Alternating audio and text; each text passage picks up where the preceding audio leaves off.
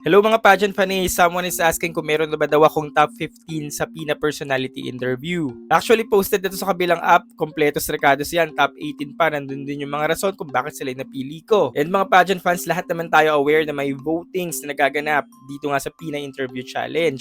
And alam nyo kung gaano ka-importante ito. Dahil nga kapag lahat tayo ay bumoto at kinulungan talaga natin yung favorite candidates natin, top 3 delegates will enter the semifinals. The first and second top delegates naman ay mag-a-advance agad-agad sa evening gown competition. Wow. And the delegates with the highest votes will go to the finals and get the chance to win the Miss Universe Philippines 2025 crown. So dahil nga dyan mga pageant fans, dahil mahal natin ang mga delegates this edition at sinusuportahan nga natin sila. So ayan, nakapag-checkout na ako, meaning nakaboto na ako. So ayan, nag-checkout ako ng Pina Glow soap at itong Pina Glow lotion nila. At nag-checkout pa ako ng isa yung Pina Light, yung color orange yung box. Hindi ko na may pakita yung box dahil nabasa na.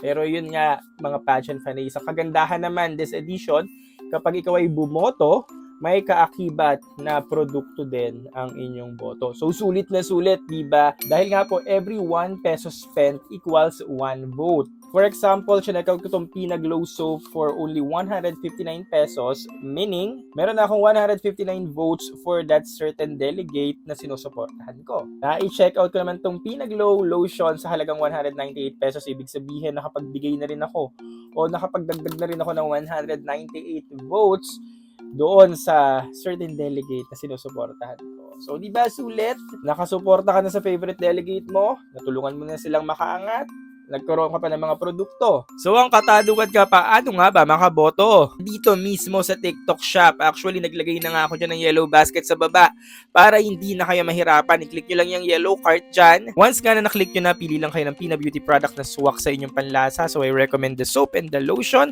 And then yun na nga, piliin nyo na yung city or province ng delegate na gusto nyo suportahan or iboto. Click buy now and complete your purchase. Pero guys, reminder lang na para sa mga magsi-COD or cash on deliver, yung boto nyo ay makakount once na delivered na sa inyo yung product. At ang mga canceled orders po ay hindi makakount. Ang voting deadline po natin ay until April 15. During my first purchase worth 159 points, ibinigay ko ang aking unang boto sa delegate from Siniloan, Laguna. So hindi nga lang ako, kayo din ay may chance ang maiangat ang inyong sinusuportan or favorite delegate para ka ma-penetrate ang semis. Kaya more vote, more chances of winning. So para nga po hindi malos ito ng favorite delegate natin, I encourage you all guys, mga pageant fans na bumoto na nga at support ng ating paborito. At damihan nga ang boto dahil umiikting na talaga ang kompetisyon. Last weekend na ilabas na yung partial tally kung sino yung mga leading sa botohan, pero wag nga kayong mag-alala dahil may chance pa kayong maiangat ang inyo pang mga paboritong delegates for this year dahil nga open pa rin naman ang botohan. Deadline sa April 15. So more boto, more chances of winning sa ating delegate. Again, para sa online voting, complete your purchase and wait for an email confirmation. So again mga pageant fans, ano pa bang inaantay nyo? Support your favorite delegates na. Click the yellow card na dyan sa baba. Support. Check out na. And magkita-kita tayo sa finals. Bye!